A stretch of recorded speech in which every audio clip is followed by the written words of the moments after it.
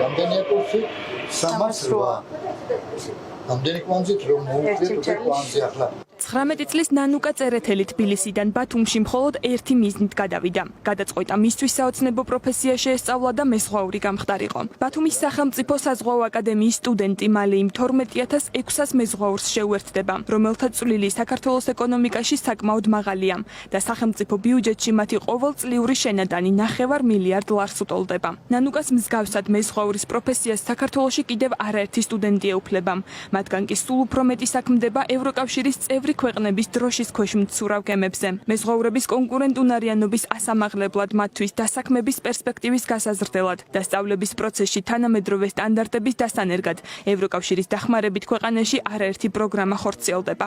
უფრო და უფრო ვაღმავით საზღვაო განათლებას, ვითარდებით ინფრასტრუქტურული მიმართულებით, აკადემიური მიმართულებით.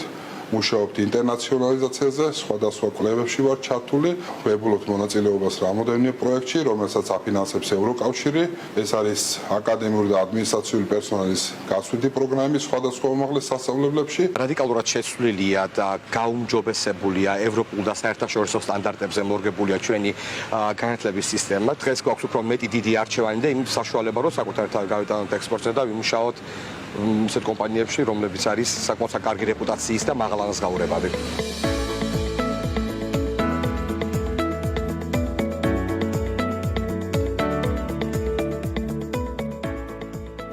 სხვა საქართველოს მომავალია ამ სლოგანით და რეფორმების ეტაპობრივი ტალღით. საზღვაო სექტორის გაძლიერებისთვის უკვე არაერთი ნაბიჯი გადაიდგა. სწორედ ევროკავშირის პროექტები ეხმარება ქვეყანას ამ მიმართულებით ინფრასტრუქტურის გაუმჯობესებაში, სანავიგაციო უსაფრთხოების გაძლიერებასა თუ საზღვაო გარემოს დაცვაში. შედეგად ევროკავშირის 22 დირექტივიდან საქართველოს უკვე დანერგილი აქვს 16. სწორედ ერთობლივი მუშაობის შედეგად ქართულ მეზღვაურებს შესაძლებლობა მიეცათ მათი განათლება და სერტიფიკატები ევროპის 20 ქვეყანას ეღიარებინა და საქართველოს მეზღვაურები ევროპული გემების კაპიტნები გამხდარიყვნენ.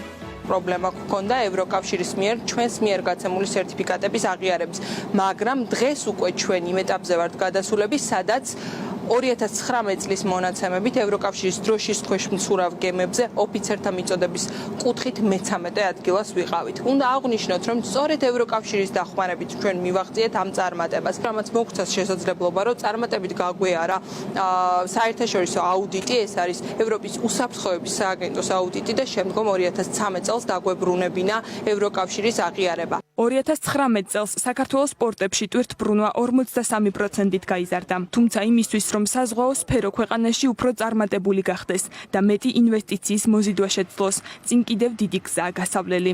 ენერგოეფექტურობა, სერვისების გაციფრულება, მეტი ინოვაცია და ახალი ტექნოლოგიების დანერგვა.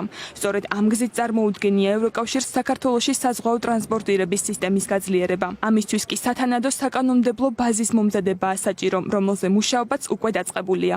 Happy World Maritime Day, Sakartvelo. გილოცავ მსოფლიო საზღვაო დღეს საქართველო ისტორიულად წყალი ადამიანებსა და კონტინენტებს შორის გამყოფიც იყო და გამაერთიანებელიც. ევროკავშირი და საქართველო ერთად ცდილობენ, რომ შავი ზღვა თანდათან იქცეს იმ ხიდად, რომელიც ჩვენს გაერთიანებასა და დაახლოებას შეუწყობს ხელს. ევროკავშირსა და საქართველოს შორის საზღვაო სფეროში თანამშრომლობა ის წარმატებაა, რომელზეც ჯერ კიდევ ბევრია მოსაყოლი. ჩვენ ერთად უზრუნველყავით სფეროს განვითარება და მოდერნიზება. გავზარდეთ გარემოს დაცვისა და უსაფრთხოების სტანდარტები იმისთვის, რომ უფრო მეტი ადამიანი დაინტერესდეს ამ სფეროში მუშაობით და ხელი შეუწყოს მის მდგრად განვითარებას, რაც ასე მნიშვნელოვანია საქართველოს ეკონომიკისთვის. ასევე იმისთვის, რომ განხორციელდეს საქართველოს გეგმა, რომელიც რეგიონში მის სატრანსპორტო და დამაკავშირებელ კვანძად ქცევას ითვალისწინებს.